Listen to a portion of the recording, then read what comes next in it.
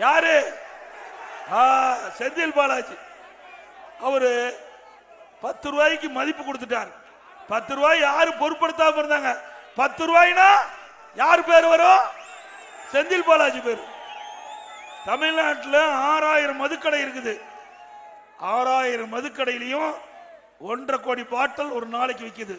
ஒரு பாட்டிலுக்கு 10 ரூபாய் அதிகமா அவர்கள் வசூல் பண்ணாங்க. அப்படி தமிழ்நாட்டில் ஒரு நாளைக்கு 15 கோடினா ஒரு நாளைக்கு 15 கோடி இந்த டாஸ்மாக்ல 10 ரூபா பாட்டிலுக்கு வாங்கினதுல மேலிடத்துக்கு போயிட்டு இருக்குது. மாசத்துக்கு 450 கோடி, வருஷத்துக்கு 5400 கோடி. இந்த 4 வருஷத்துல சுமார் 22,000 கோடி கொள்ளை எடுத்த அரசாங்கம் திமுக அரசாங்கம். உண்மைதானே?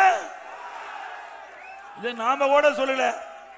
அந்த டாஸ்மாக் நிறுவனத்தில் பணிபுரிகின்ற அந்த தொழிலாளி சேல்ஸ்மேனே குறிப்பிடுறாங்க.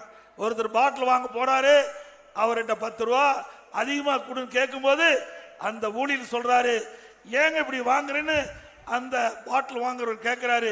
மேலிடத்துக்கு கொடுக்க வேணும், வேற வழி இல்ல, நீங்க கொடுத்தாவன்னு அதுல இருக்கிற சேல்ஸ்மேன் சொல்றார்.